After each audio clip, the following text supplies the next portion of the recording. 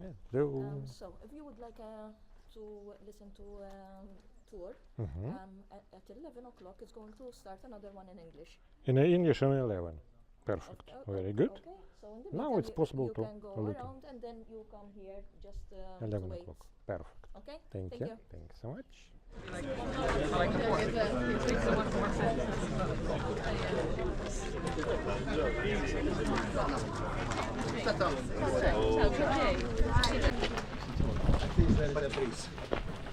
So, welcome to Benghisa, first of all, and thank you for joining us today to take a brief look, let's say, of this fort.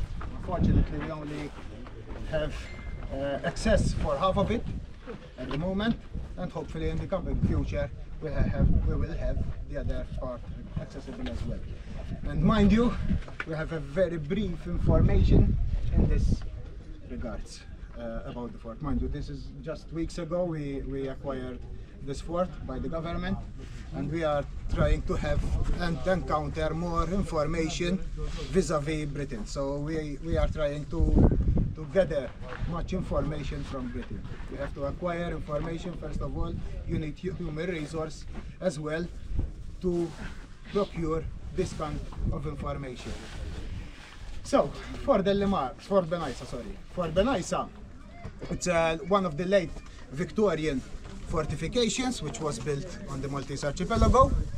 The only documentation that we have that this was built, there was already some information around 1899, mind you, that there was a commute of four guns and a Maxim machine gun, as far as we know. But so at 1899 there was already the foundations and the walls protecting the fort.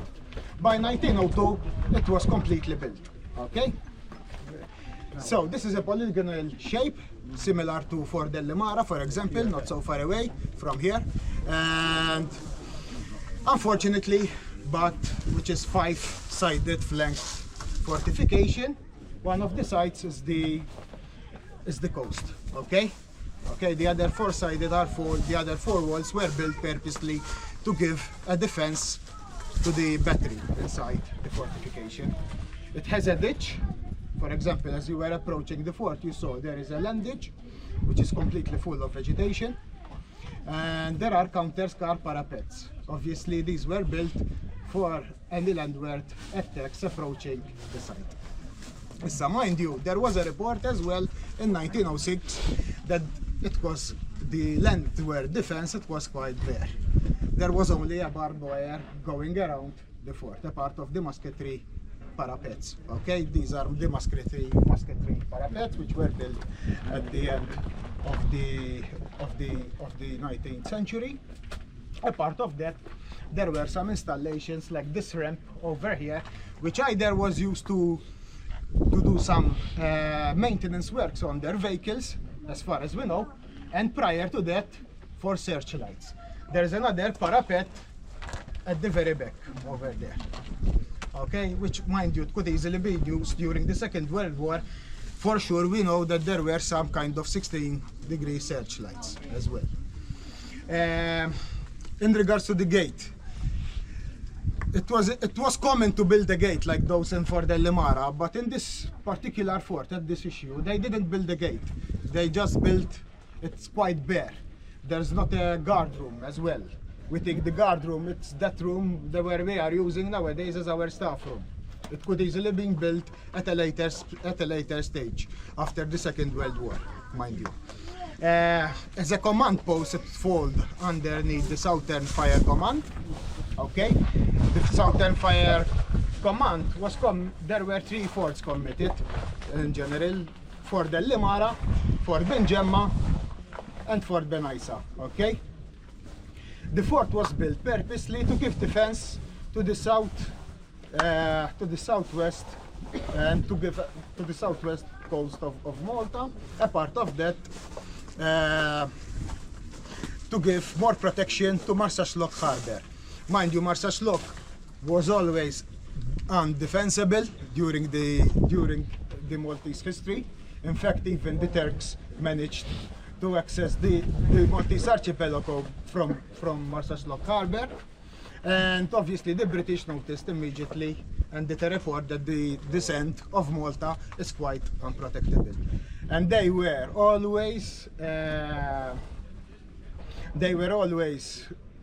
was always a threat, especially during the British times here in Malta, from Germany and Italy.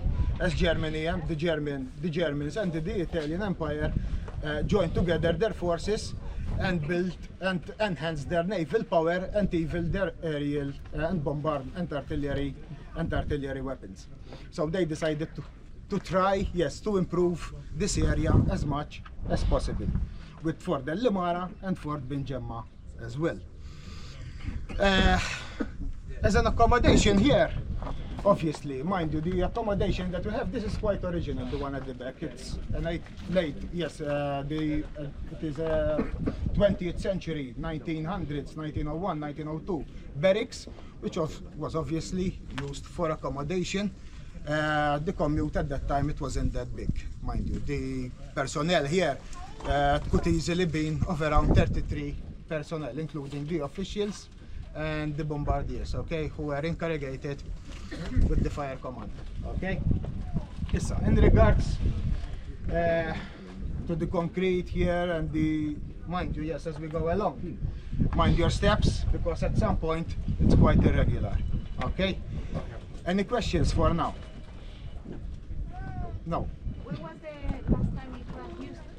The fort? Yeah. The fort was abolished by 1956. Okay, it was used only. It's something very unique because there were only 2 fortifications after the no, not after the World War II. There were after the abolishment of the coastal defenses in 1956. These sites, Fort Benghisa and Fort St. Rocco, were still used as an anti-aircraft fortifications. Okay.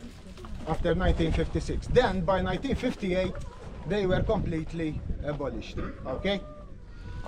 So, yes, we may make our way up. What is uncommon here is that this structure here, it is built completely from concrete. Mind you, concrete was quite a great invention back at the beginning of the 20th century, so the English, the British started to use cement and concrete to reinforce where it was possible. These kind of storage spaces were used as an ammunition magazines for the newer guns edition platforms above the parapet. Okay, so this was the shelter actually where all the magazines, all the artillery, that was the projectile, actually, all the projectile that was given to the cannons was passed to the cannons to be fired either during training. We don't know, unfortunately, during the Second World War, not yet. It was bombarded 2 times in May 1942, and then another bombardment, another bombshell fell into Fort Benghisa in July, at the end of July 1942. The first attack was quite disastrous because they destroyed some of the barracks and even some of the shelters that we have inside, like this at the back. They were quite highly damaged. The one in July, at the end of July 1942, fortunately there weren't any casualties as well, and not a lot of damage as well in that regards.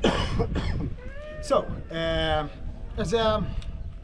as a fort, mind you, it was left bare, like all the other Victorian style fortification. Vegetation was left to grow, to be camouflaged as well with the surroundings, like similar to that of Fort Del Limara. Okay. Any questions? No. So we may move to the gatehouse, which was the officials' room, let's say, offices. For sure, around 1850s, there was one of the English engineers, civil engineers, who did a survey of this area. How we know that? From Fort Del Limara, okay? For 1856, he did a survey of all this part of the Maltese archipelago, the southern area, and he positioned actually and notified where it was important to defend. One of the posts was for Del Limara. As for Del Limara and this area over here, where under the same southern fire command, it could easily be notified around 1856 as well. Before I just noted that 1898, there was a report that in 1899 there was already a commute of 4 guns. But mind you, the site could easily be used even further back than 1899. The officers, you can say, the officers could easily be mess or the offices or the gatehouse. As we go along, you see that the floor is tiled. It's quite similar to the gatehouse of Fort Del Limara as well. The tiles used are the same ones in the gatehouse of Fort Del Limara. A part of that, there are some spots. There are some rooms with fireplaces, amenities as well, like showers and toiletries. Not as similar as the barracks. Okay, the accommodations were quite bad. Easily hammocks could easily be placed in the barracks, and some common toilets, some common public toilets in the vicinities. Not that much for those common soldiers, unfortunately. The higher ranked ones had a higher position and obviously higher needs, let's say. So we may go inside, take a look, and we meet just outside the gatehouse. Okay, thank you. The musketry parapet here, as you may manage, is quite visible because of the less of vegetation here. For sure, they are part of the counter scarps and barbed wire surrounding the walls. There was also a Maxim machine gun, okay, for any approaches from landward, okay, a part of that. So we are going now. Pay attention to the floor, okay, over here was quite irregular. We have a good view of the port as we go along. And we are approaching now the gun posts. We are going to see 2 of the gun posts, the original gun posts. There is a third one, but unfortunately it's not accessible at the moment. Okay.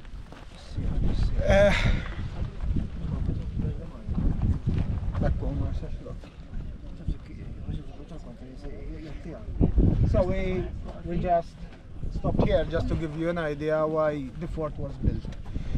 It was built obviously to protect the Birżebbuġa and Birżebbuġa harbour from many approaches from this direction.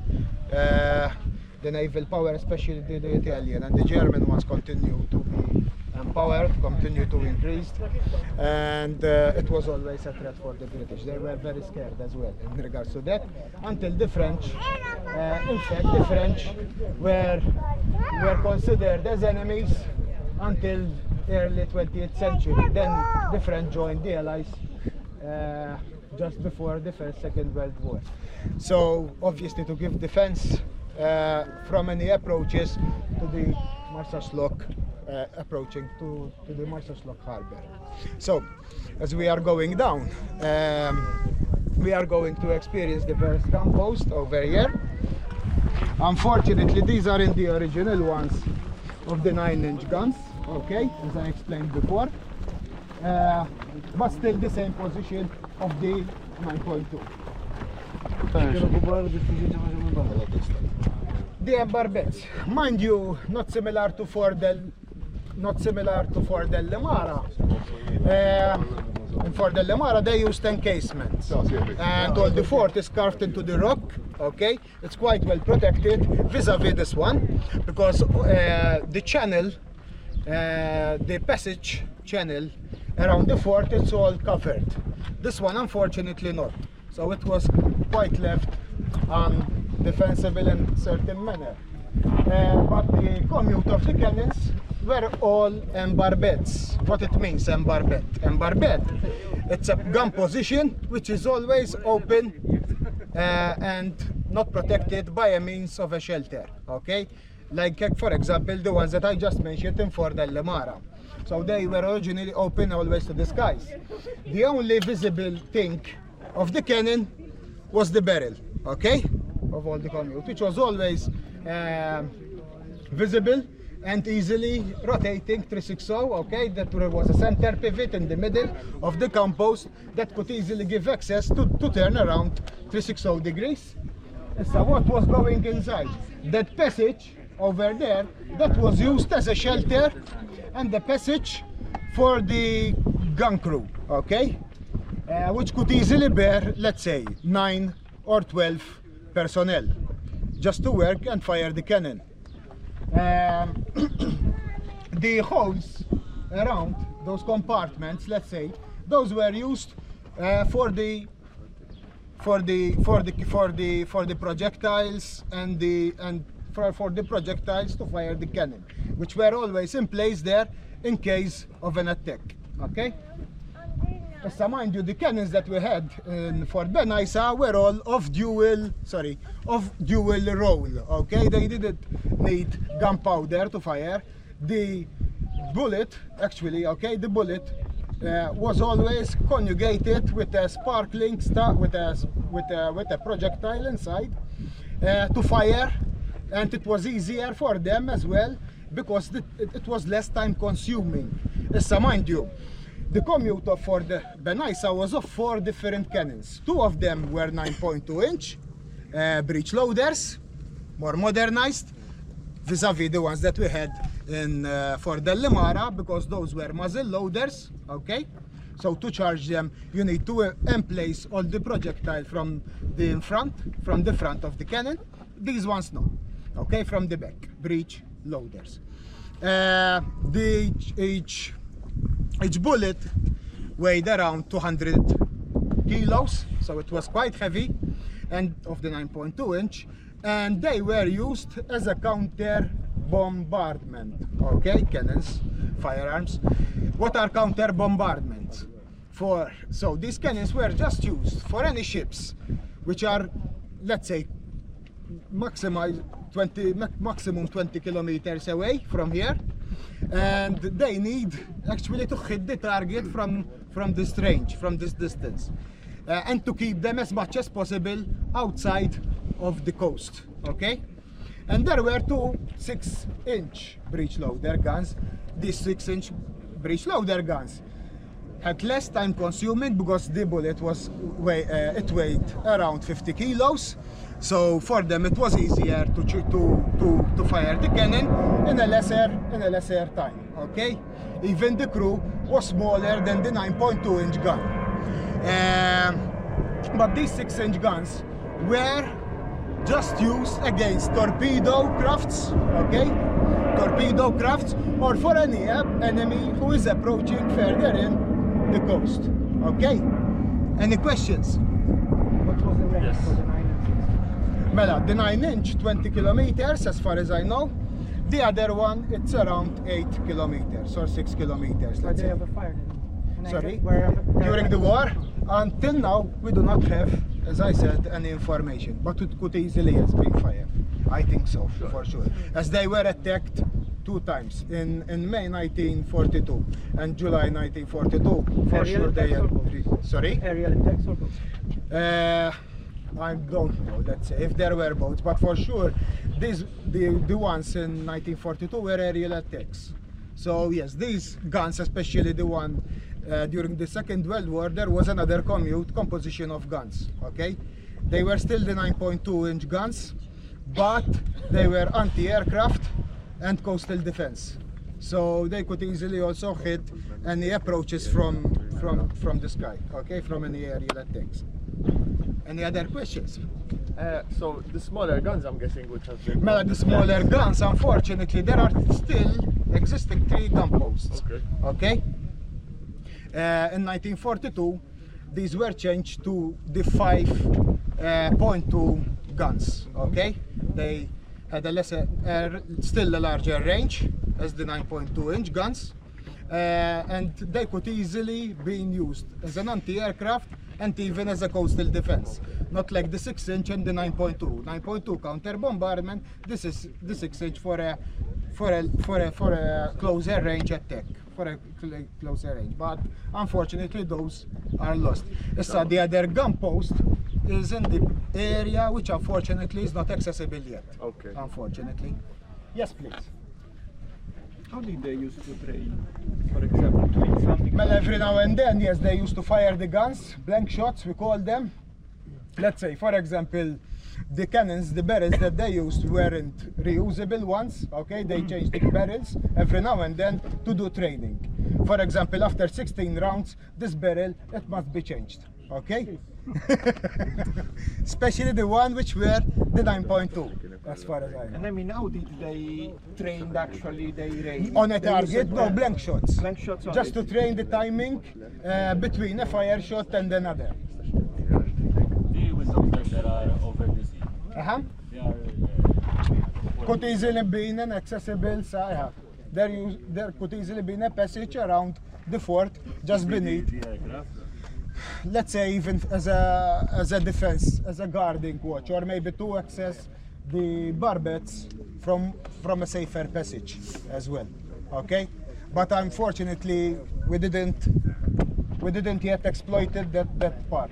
Let's say it's just few weeks. We are trying to clean up and gather information. So unfortunately, as I said, half of the fort is still not accessible. So you don't have information.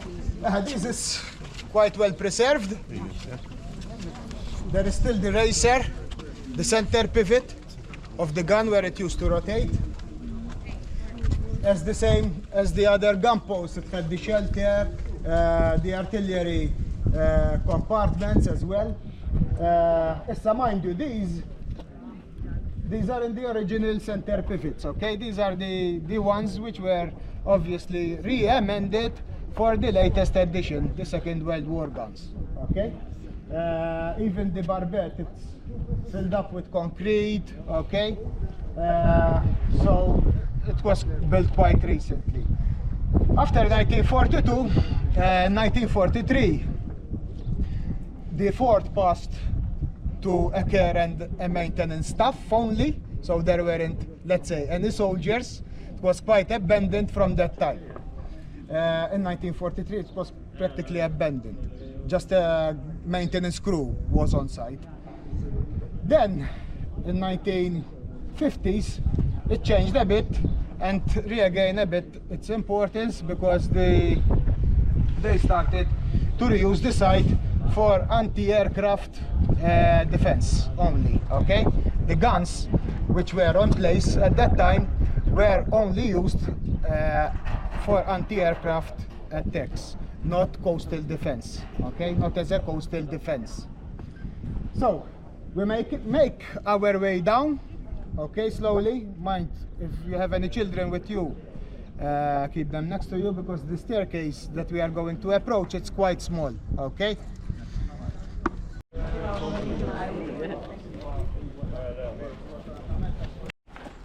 So naturalmente, there are some features like the parados wall. What is a parados wall? The parados wall was used against any blast, okay, bombardments, okay? That's flanked, let's say, a bit At an angle. at an angle, yes. That's a parados wall. In case of an explosion here, it doesn't continue, do not continue to, let's say, the blast will at least hold and contain it as much as possible. So, I'll wait for the others. This is another ammunition magazine as well. It's a newer version for the newer guns. Okay, the old one is this one behind us.